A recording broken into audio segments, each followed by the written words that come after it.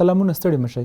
د مسلمانانو له لومړۍ قبلې بیت المقدس، مکې معظومې او نورو لسګونو اسلامي هیوادونو څخه د افغانستان د جګړې پر ضد فتواوې صادرې شوې او دغه جنګ یې ناروا او حرام وباله. څو ورځې وړاندې په سعودي عربستان کې هم د افغانستان او پاکستان د دیني عالمانو ترمنځ ګډ کنفرانس ترسره شو. د طالبانو طرفداران بیا وایي چې د مکان په قدسیت باندې فتوا نه مقدسه کیږي او له همدې امله دغه فتوا حیثیت نه لري. په افغانستان کې د جګړې د مشروعیت او د اسلامي نړۍ د مهمو هیوادونو د فتواګانو په اړه د افغانستان د حج او اوقاف وزیر ښاغلي محمد قاسم حلیمي سره مرکه لرو. حلیمي صاحب تاسو ترکلی ویلي مې ستړي مشئ. تاسو د بېطرفه هیوادونو او بېطرفه دیني عالمانو خبره وکړه، خو طالبان بیا دا هر څه فرمایشي ګڼي او وایي چې دا د حکومت په فرمایش باندې داسې فتواګانې صادریږي او دغه خبرې کیږي. بسم الله الرحمن الرحیم. حمدا وصلي وبعد. تاسو ته د زاویې تلویزیون یا چینل لیدونکو ته ټولو ته سلامونه احترامات وړاندې کوم. په ټوله کې د افغانستان جګړه له پیل نه شروع شوې ده. د جګړې اسلامي صبغه درلودله او شک نه و چې په یو هیواد کې خارجیان موجود دي، هغې جګړې ته دغه رنګ ډېر ضرر ورکول کېدلی شي.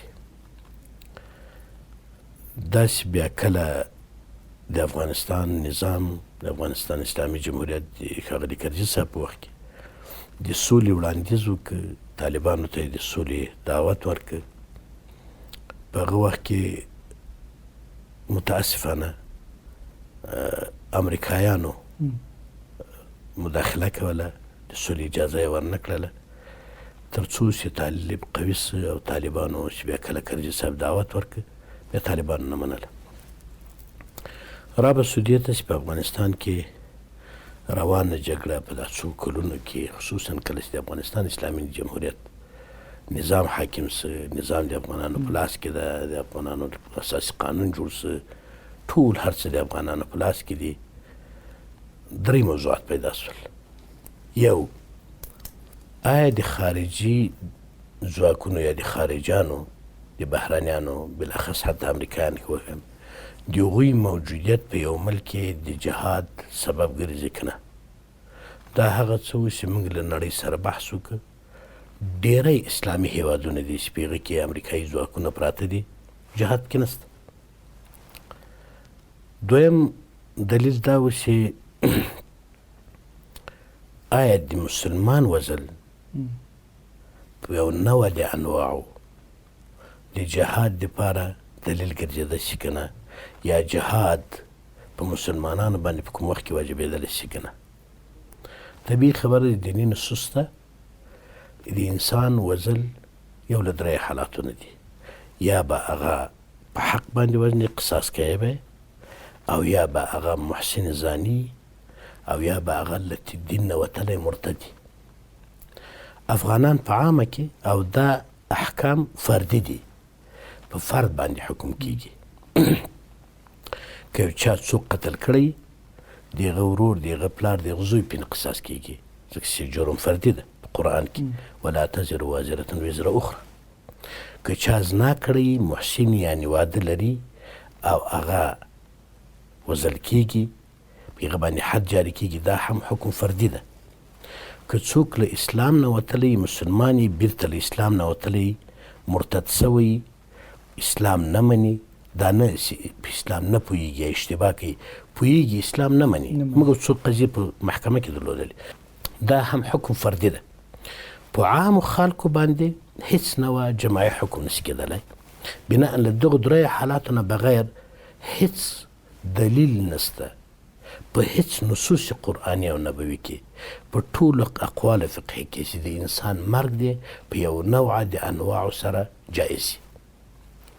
په همدغه لړۍ کې موږ د قرآني نصوص په اساس باندې الله جل جلاله فرمایي چې کله د مسلمانانو ترمنځ، تاسې ترمنځ نزاع او اختلاف پیدا سه، هغه قرآن او رسول ته راجع کوي.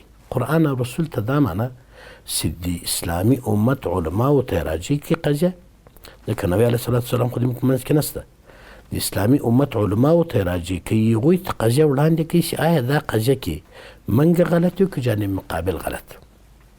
دلته دوه مسؤلیتونه دي. یو د موږ مسؤلیت ده چې موږ قضیه چاته وړاندې کړو، یو د اسلامي نړۍ مسلمانانو بالاخص د علماو مسؤلیت دی چې هغوی د موږ او د مخالف طرف ترمنځ د صلح هلې ځلې وکړي. اسلامي نړۍ یا د اسلامي نړۍ مسلمانانو په خپل دور باندې په خپل مسؤلیت باندې دا کار ونه کړ. هغوی دا مسؤلیت ادا نه کړ. د خدای په نز او د نبي صلی الله علیه وسلم په نز به دوی ملامت دي که هر څوک دي په هر سوی عالم ده د هر هیواد عالم ده دوی خپله خو دا غږ ونه کړ. موږ دا مسئله دا مسؤلیت هم پورته کړ د اسلامي نړۍ علماو ته وړاندې کړه. دغه اسلامي نړۍ علما په دې کې موږ مشخص کړی نه دی چې هغه څوک عالم ده چې هغه د ما په طرف خبره کوي یا یو هیواد ده یا په یو هیواد کې موږ ترکیز کوو. موږ د اندونیزیا علماو ته، موږ د ملیزیا علماو ته، موږ د ترکیې علماو ته، موږ د مصر علماو د ازهر شریف علماو ته، موږ د هندوستان د دیوبند علماو ته، موږ د کویت علماو ته، په قطر کې چې د طالبانو په څنګ کې پراته دي هر ورځ ورسره ویني. اتحاد علماء المسلمین ده چې دکتور شیخ قرضاوي مسؤل، اوس دکتور احمد رشینی مسؤل ده، دکتور احمد قرضاوي رئیس دارالانشا ده. د نړۍ په مسلمانانو ته د نړۍ مشهورو مؤسساتو یا مشهورو نهادونو بنسټونو ته مشهورو افراد علماو ته موږ دا قضیه وړاندې کړه. په دې قضیه کې که چېرته موږ په حق یو په دوی د ناحقه غږ وکړي، که چېرته دوی په حق یې په جرأت سره په موږ باندې د ناحقه غږ وکړي. موږ په افغانستان کې په 2018 کې تر هغه وخته چې تر وخت زه پکې مسؤلیت لرم هغه خبره کوم، جناب شنواري صاحب دا چغې وکړې، کشاف صاحب مرحوم دا های هوی وکړل، موږ وکړل. 2018 کې په دې لوی جرګې په تالار کې 2,500 علماو په شپږویشتم د روژې باندې ټول سره کېناستل، بحث یې وکړ. دا 2,500 کسان داسې نه وو چې هغوی خپل آخرت د ما دپاره یا د تا دپاره یا د بل چا دپاره خرابوو. هغوی ته مختلف شرعي مسله راکوي. حتی قضیه دا وه چې موږ د جنګ د حرمت په ارتباط فتوا غوښتې وه، موږ د جنګ په ارتباط فتوا غوښتې وه، دوی نه د صلح فتوا درکوو چې صلح څه شی ده، ځکه نه غواړي جنګ وشي. له هغه نه وروسته په جاکرتا کې په 2018 کال کې د افغانستان، پاکستان او د اندونیزیا علما بې طرفه علما دي، په نړۍ کې ډېر بې ضرره خلک دي، بې طرفه علما دي. هغوی ته هم قضیه وړاندې کړل. هغوی له موږ نه 1.5 میاشت وخت وغوښت تر څو د اندونیزیا علما دا قضیه ښه وڅېړي، بیا موږ ته نظر شریک کړي. پس له دې چې ټول دلایل یې واورېدل، نه وایم د چا په نمایندګۍ څوک غږېدل، ولې د پاکستان علما له هغوی سره مختلف بحثونه وکړل، موږ هم وکړل، بار بار ورسره کېناستو، 3 ځله رفت آمدونه وسول. پس له هغې کنفرانس وسو او په دې کنفرانس کې فیصله دا وسوه چې د افغانستان جګړه یوه ناروا جګړه ده، د مسلمانانو وژل په دغه هېواد کې په هېڅ وجه باندې د جهاد نوم نه لري او دا جهاد ته مه منسوبوي. صلح د مسلمانانو ترمنځ واجب ده. تاسو د بې طرفه هیوادونو او بې طرفه دیني عالمانو خبره وکړه، خو طالبان بیا دا هر څه فرمایشي ګڼي او وایي چې دا د حکومت په فرمایش باندې داسې فتواګانې صادریږي او دغه خبرې کیږي. که ما ته وخت راکوي زه متیقن یم هم تاسې هم د زاویې لیدونکي هم هغه څوک چې له طالبانو سره ناسته پاسته لري شاید موضوع به ډېره ورته واضحه شي. د اندونیزیا هیواد په افغانستان کې هیڅ نوع مصلحتونه نه لري، هیڅ نوع پروژې نه لري.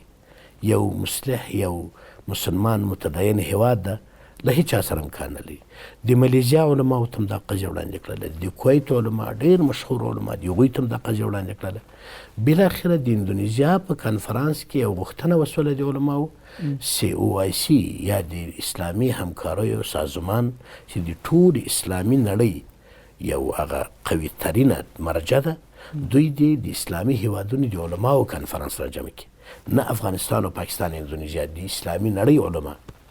په دې کنفرانس کې چې 2018 د مۍ په 18 باندې وسوله په مکه مکرمه کې د کعبې شریفې په څنګ کې، دلته د اسلامي نړۍ علما را جمع شول. د 28 هیوادو علما پکې راغلي وو. په دې کې مشهور علما راغلي وو د جهان اسلام، داسې علما راغلي وو چې هغوی موږ اول ځل لیدل. د موریتانیا مشهور مفتي راغلی و، د مصر مشهور مفتي اعظم راغلی و، د اردن مفتي اعظم راغلی و، د بیت المقدس نه د مسجد اقصا امام او خطیب او د فلسطین مفتي راغلی و چې د اسرائیلو سره په جنګ کې دي. د ټول اسلامي نړۍ علما راغلل، په دې باندې بحث وکړ. نتیجه همدا شوله چې دا یو غیر مشروع جنګ ده او صلح د مسلمانانو تر منځ حق د اولویت لري او باید صلح ته راسي. 3مه نقطه، 4 د مۍ په 10 باندې په مکه مکرمه کې کنفرانس و. کله چې موږ مکه مکرمه وایي د مکې ښار نه موږ د حرم شریف په څنګ کې کوم هوټل شو دلته کنفرانس و. په دې کنفرانس کې د افغانستان علما، د پاکستان علما او د رابطه عالم اسلامي استعداد اسلامي اړیکو اسلامي سازمان یو اسلامي سازمان ده، په دې کې موږ په دغه موضوعاتو باندې بحث وکړ. دا تنها په دې نه وه چې مکې ښار کې موږ 2 کسه کېناستلو، زه او قادري د پاکستان وزیر د دیني امورو، او موږ فتوا صادره کړه ټول یې ومني. د افغانستانه 25 کسه علماو صرف وینا درلودله، 25 کسانو اشتراک کړی و. له پاکستانه 25 مهم علماو اشتراک کړی و. د ښاغلي تقي عثماني په شان شخصیتونه موجود و، طاهر اشرفي هلته موجود و، هلته جلندري موجود و، هلته د مولانا سمیع الحق زوی حامد الحق موجود و. اوس راځم د تا د سوال اخیري جواب ته. موږ دا منو چې د مکان په تقدس باندې زمان او یا هم کلمه او یا فعل نه تقدس کیږي، ولې موږ هلته د قرآن او د سنتو په رڼا کې بحث کړی ده. د قرآن او د سنتو په رڼا کې مو دا فیصله کړې ده. هغه مفتي چې پرون یې تا ته فتوا درکوله د افغانستان د جهاد په ضد او تا منله، هغه مفتي د نن درته وایي چې نور دلته جهاد نسته، جهاد بس ده. طاهر اشرفي د افغانستان په ضد باندې فتوا ورکوله، د حامد الحق د سمیع الحق زوی د افغانستان په ضد فتوا ورکوله، هلته جلندري او نور علماو فتوا ورکوله. ولې کله چې پرون موږ سره ناست و، تقي عثماني هم په رأس کې ناست و، همغه علما چې پرون یې فتوا ورکوله نن همغه علما دي وایي چې شاید وضعیت په تغییر بنا نن جهاد نسته. د طالبانو یو طرفدار ملا حماسي ویلي چې د مکان په قدسیت باندې فتوا نه مقدسه کیږي او نو ځکه دا فتوا حیثیت نه لري. تاسو یې په اړه څه وایي؟ که چیرته د مکان د تقدس په اساس باندې دا موضوع نه وي، ما د حماسي خبرې واورېدلې. حماسي مسکین نه پوهېږم چیرته ده، په هر حال باندې د افغانستان یوه ګړی ده. اما دا خبره په علمي شکل باید هغه څوک چې د جنګ ته رادرومي باید پوه شي. په دې کې تنها حلیمي نه و، په دې کې تنها نورالحق قادري نه و، په دې کې تنها قبله ایاز نه و. د پاکستان مشهور علما چې همغه علماو ته تاسې د فتوا مراجعه کړې ده، تاسې پرون ترې نه فتوا غوښتې ده. موږ ته یې په ډېر صراحت په 2018 کې وویلې، په 2019 کې د پاکستان علماو چې د کوی کې ګند پروت دی، دا ګند وباسي، بیا د صلحې لپاره هیڅ معنی وجود نه لري. منظور یې دا و چې د افغانستان کې امریکایان دي، نو امریکایان چې ووځي بیا د صلحې لپاره خبره نشته، موږ فتوا ورکوو. باوجود د دې چې ډېرې ناځوانۍ یې کړي دي، ډېرې نامردګانې یې کړي دي پاکستان علماو، خو په دې ټکي له موږ سره ودرېدل علی الاقل چې دوی ویل که دا امریکایان په افغانستان کې نه د جهاد فتوا نسته او همغه یې صادره کړه چې نن د جهاد دپاره هیڅ نوع دلیل و دلایل نسته، بنا دا د افغانانو وژل مسلمانانو وژل دي. څنګه کیدی شي د چا دپاره داسې زه وژلم، له هغوی سره تا اتفاق و اتحاد وکړه، هغه اصلا نه تنها چې وژنې نه بلکې معاهده دې ورسره کړې، زه داسې د چا دپاره وژلم لا مې هم وژنې.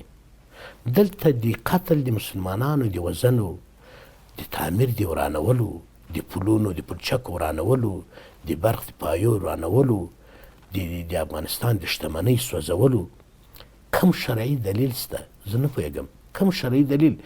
بیا زه دا وایم د تاسې د زاویې له لارې نه، ولې موږ مسلمانان یو، تاسې هم مسلمانان بولو، ولې نه کېنئ د دوو علماو په منځ موږ یې نه انتخابوو، تاسې علما انتخاب کړئ.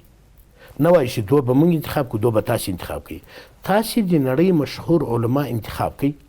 همدا تقي عثماني صاحب د پاکستان عالم ده، اسلامي نړۍ ډېر لوړ شخصیت ده.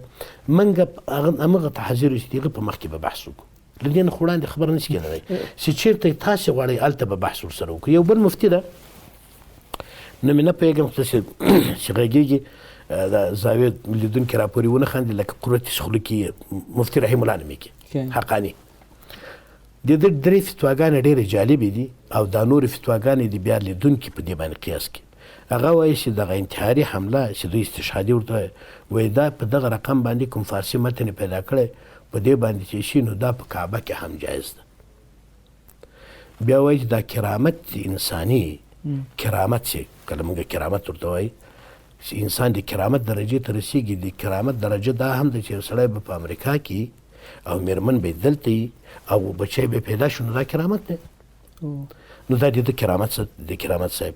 دریمه فتوا یې دا ده چې یو ګیلاس خوړلو پورې شراب چې تا لمانځه ته او عبادت ته تقویه کړي، نو دا پروا نه لري. زه وایم هغه تنکیو ځوانانو ته، هغه تنکیو طالبانو ته، هغه پاک او مقدس ذهن طالبانو ته، دغه مفتي دغه مفتیانو مه منئ. دا د زنا ته د کرامت نوم ورکوي. دا فاسق و فاجر په کعبه کې انتحار کوي. دا فاسق و فاجر یو ګیلاس شرابو ته حرام نه وایي، دی حرام حلالوي، حلال حراموي. د ده فتوا به بیا په دې څه تاثیر کوي، داسې په حلیمي د کفر فتوا لګوي، خو به هسې لګوي، اما دی په دې نه پوهېږي چې دی حلالو ته حرام وایي، حرامو ته حلال وایي.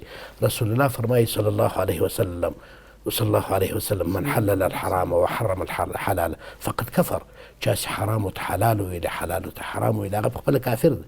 بنا اندما به له دوی نه تقاضا دی چې علماو ته رجوع کړي، نه یو څو کسانو ته سپین پګړی یا تور پګړی تړلي او هغه د دین په ګدۍ باندې ناستي، او یا خدای ناخواسته سبا نن د افغانستان په ضد فتوا ورکوي، سبا بیا په لواطت کې بندي د پنجرو شاته ناست. ډېره مننه مولوي صاحب. تاسو ویل چې پاکستاني دیني عالمانو هغه نظر یو څه تغیر شوی، خو تازه یو مفتي پرون په غونډه کې ویلي چې په افغانستان کې طالبان الحمدلله د پرمختګ په حال کې دي او فتوحات ښه روان دي او 80% خاورې نیولې او دوی ته موږ لا بریا غواړو. فکر نه کوئ چې لا هم هغه نظر یې زه په جریان کې یم.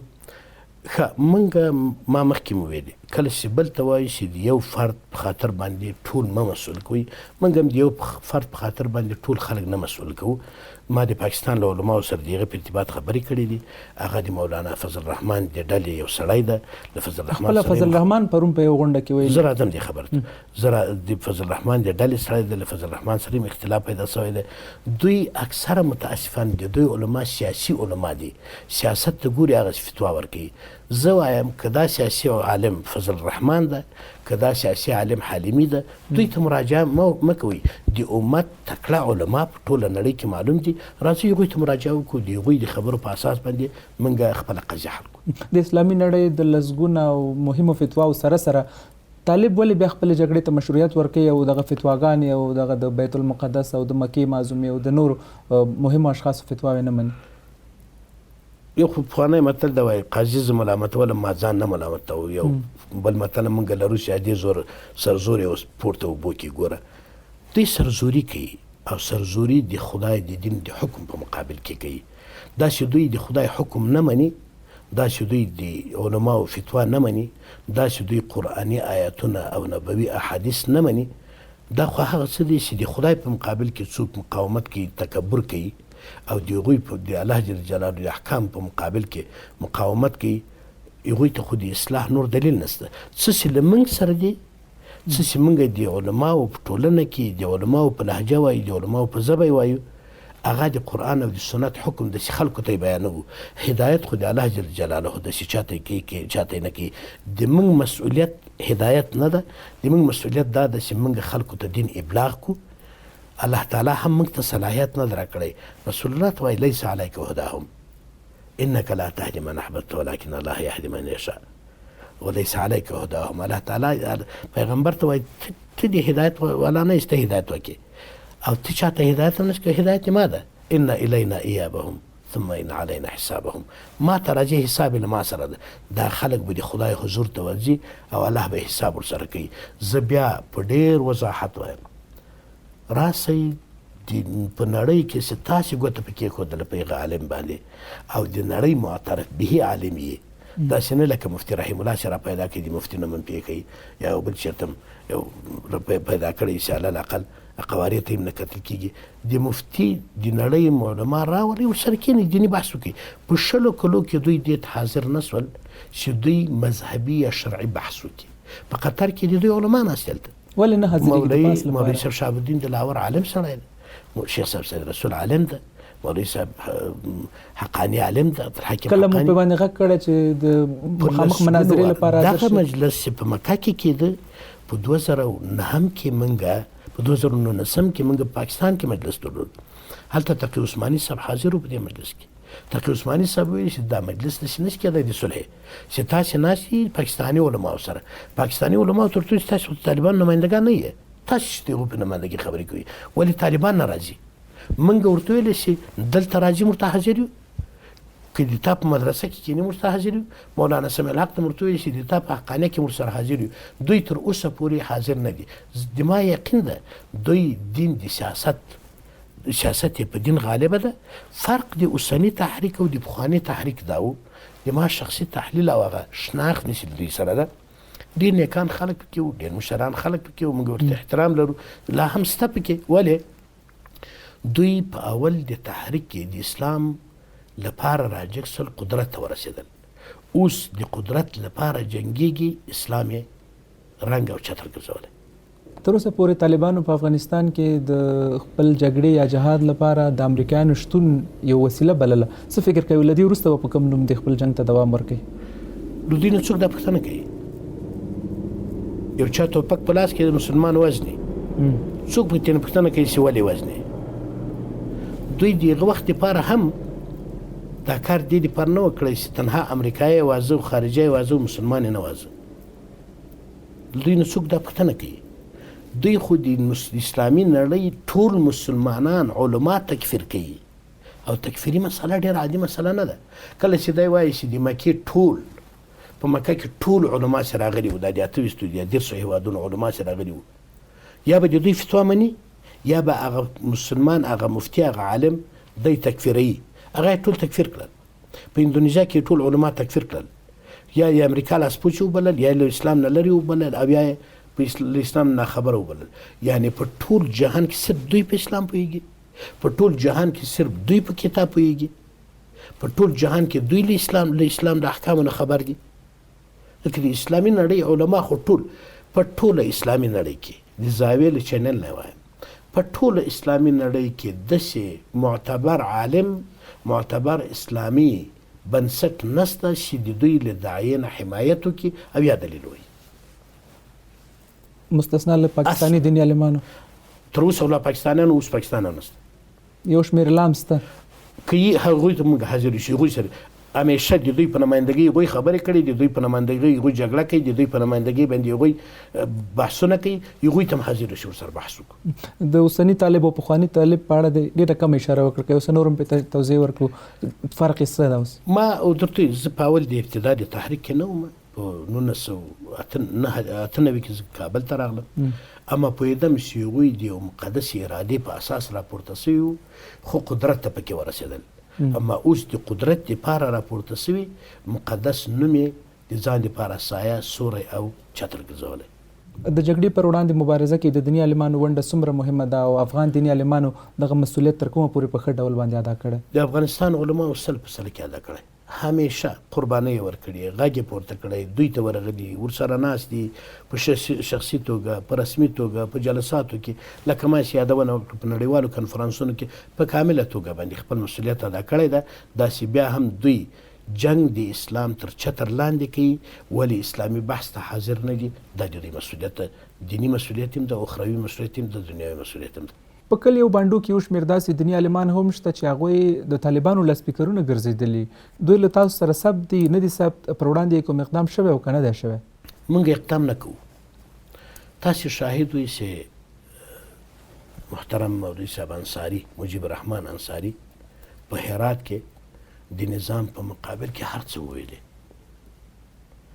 موږ خبرې ورسره وکړې مناظرې ته م را دعوت بحث م ورسره وکړو بحث کې نتیجې ته سره ورسېږو چې مولوي صاحب خبره دې وکړه سمه ده راځه بحث وکړو تاسې به نه یې خبره شوې چې یا چا نیولی یا چا تهدید کړی یا چا وهلی یا چا وژلی دوی که د قرآن آیات هم د صلح په باره کې ووایي چې والصلح خیر د قرآن نص وایي سبا یې وژني ځکه دوی ته د انسان د مرګ اصلا اهمیت دومره نه برېښي لکه یو انسان چې میږی وژني دوی د اسلامي اصولو خلاف د انسانانو د قتل د مسلمانانو د ائمو د علماو په وژنه باندې دهشت او رعب خپروي ځکه هغه علما له ویرې نه دا غږ نه کوي او هغوی حق نسي ویلی ځکه که حق ویلي خو د نظام لمنه خو دومره پراخه ده چې یو عالم جګیږي په عامه په لاسپیکر کې په نظام انتقاد کوي موږ غږ نه ورته کوو د نظام او د لږکیو فرق هم دا چې نظام خلکو سره خبرې کوي او دوی بغیر له دې نه چې کوم دیني فتوا پې صادره شي راځي یو سړی وژني. موږ تاسې ډېر ولیدل هغه انجینر غریب چې ډېر مسلمان یم او په سر یې وویست، هغه شپونکی یې وویست. یو دوه لس سل زر نه دي. بناء یو څوک چې ارتداد باندې متهم شي، له اسلام نه واوړي، د کفر کلمه ووایي، شرعا ده ته وخت ورکول کېږي چې دی بېرته پکې راوګرځي. که هغه کلمه وویله د ده مرګ ناجایزه ده. دلته یې موږ وینو هغه چغې ورته وایي مسلمان یم، لا اله الا الله محمد رسول الله، کلمه د شهادت وایي، دعوت کوي، چغې وایي، لمونځ یې کړی، اودس یې کړی، په سجده کې وزني. دې بحث اصلا زه فکر کوم دې بحث ته ضرورت نشته چې طالب شاید د اسلام په خاطر باندې دغه انسان وزني. طالب شاید دغه افغان به یو داسې جرم کړی چې هغه به شرعا د به قتل جایز ځکه وژلی ده. اصلا هغه فتوا نه ګوري. یو چا ویلي چې اول یې وژني بیا هغه نه وروسته فتوا ګوري. د دیني عالمانو د ژوند د خوندیتوب په اړه که راته وایي، په وروستیو کلونو کې ډېر زیات دیني عالمان شهیدان شو. علت یې څه کیدای شي؟ علت معلوم ده، مخکې ما درته ویل هر هغه څوک چې هغوی د جنګ نه خلک صلح ته رابولي د دوی دښمن ده. صلح د دوی دښمنه ده. دوی مسؤلیت په غاړه نه اخلي. مستقیما اکثر دوی په خپله مسؤلیت مستقیما مسؤلیت اخلي، غیر مستقیم مسؤلیت اخلي. موږ یې پېژنو. هېڅ څوک نشي ښودلی. مولوي صاحب حنفي، سلام حنفي، د دوی د قطر د دفتر مشهور غړی ده. د امارت په وخت کې مهم دی معرف. دی په یو مصاحبه کې وایي چې کله اوربند وسه 2 کاله مخکې په اختر کې چې په افغانستان کې هیڅ ګروه هیڅ جهت نشته چې هغه یا اوربند وکړي او یا جنګ وکړي. موږ یو چې جنګ هم کوو، موږ یو چې اوربند هم کوو، موږ یو چې خلک وژنو، موږ یو چې خلک نه وژنو. بنا ضرور خو نه ده چې هر قضیه پلټو چې دا د چا کړې چا نه ده کړې. دوی وایي چې هېڅوک هم په هېواد کې نور نشته، همدا صرف موږ یو. که موږ غواړو جنګ کوو، خلک وژنو، که موږ غواړو اوربند کوو. د بهرنیانو له وتلو وروسته په کابل د طالبانو د بیا واکمنېدو کوم خطر ګورئ؟ خطرونه هم شته، فرصتونه هم شته او مسؤلیتونه هم شته. هر څوک به خپل مسؤلیت رفع کوي او دا وطن د موږ ده، موږ د دې وطن یو. تر هغه وخته پورې چې د موږ مسؤلیت ده شرعي قانوني ملي مسؤلیت، مو د خپل مسؤلیت ادا کوو. که کله قربانۍ ته ضرورت شي قرباني به ورکوو. اما دا یاد وساته چې د افغانستان ملت به بیا دا خلکو نه غواړي چې په ځان حاکم کړي. د افغانستان ملت نه غواړي چې بیا 20 کاله وروسته ولاړ شي. د افغانستان ملت، د افغانستان ځوانان، نجونې او هلکان ټول نوې نړۍ ته راغلي دي. نه غواړي شاته ولاړ شي، نه غواړي بیا په هغه عصر ته ولاړ شي چې هغه د ځان دپاره هم عیب بولي او د بل دپاره هم عیب بولي.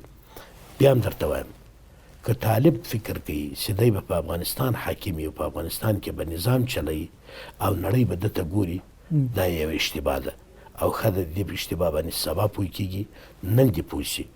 د افغانستان کې به همه شموله نظام، یو اسلامي نظام، هم د موږ دپاره هم د دوی دپاره بهتري. که دوی فکر کوي چې دوی به نظام چلوي او دوی به په دې هېواد کې دا هېواد به بیا یو ځل جنګونو ته ځي، د جنګونو په نتیجه کې به بیا خارجان راځي او بیا به دوی مسؤلیت لري.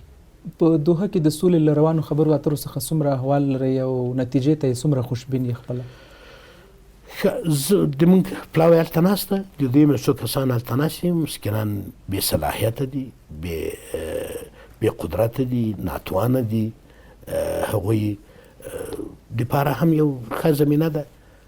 په درهمو باندې ډالرو ته تبدیلیږي، خوري یې له یو چینل نه راځي دواړو ته، هغوی ته په درهمو باندې ورکوي، بل طرف ته به په ډالرو ورکوي، له یو دفتر نه مصرف کېږي. دوی هم خوشحاله دي، اولادونه ایر کنډیشنونه لري، موټرې لري، ښې موبایل لري، ښه ژوندونه لري. دا دلته چې بدل کېږي دا خو نور خلک دي. یعنې د سولې لپاره ژمنتیا نشته. غریب بیچاره مظلوم خپل چپلکې په پښو کې نه لري. دا خو د بل چا زمن دی چې وژل کېږي. هغوی لګیا دي. پرون هم زموږ هیئت ورسره کتلي دي، خبرې اترې لګیا دي. مایوسه کېږو نه، ولې هغه غریبان ناتوانه دي، بې قدرته دي، بې صلاحیته دي. واک د چا په لاس کې ده؟ صلاحیت د چا په لاس کې ده؟ واکې هغه کسانو په لاس کې چې هغوی پټ دي، تر اوسه نه معلومېږي چې دوی چېرته دي. څوک دي؟ ولې صحنې ته نه راځي؟ مشر معلوم ده، مشران معلوم دي. څه فکر کوي چېرته به دا زه فکر نه کوم چې ضرورت به دې فکر کول ته فکر باندې مصرف کېږي. ټول خلک پوهېږي چې چېرته دي. که د دوی شوراګانې دي، د دوی رهبري موجوده ده، کله چې د پاکستان هیئت د افغانستان هیئت په مذاکراتو کې راغی کابل ته، د امریکې هیئت لاړ امریکې ته، د دوی هیئت لاړ پاکستان ته، چې هلته دوی د خپلې رهبري هدایت وخت. له دومره ثبوتونو سره سره د پاکستان د بهرنیو چارو وزیر قریشي ولې څو ورځې وړاندې منکر شو، ویل چې په پاکستان کې هیڅ طالبان نشته او دوی ورسره هیڅ اړیکه نه لري؟ نو هغه مفتي منکر ده چې هغه زندان کې اچولی، هغه د دوی مفتي عبدالعزیز نیک عزیز الله دغه منکر ده.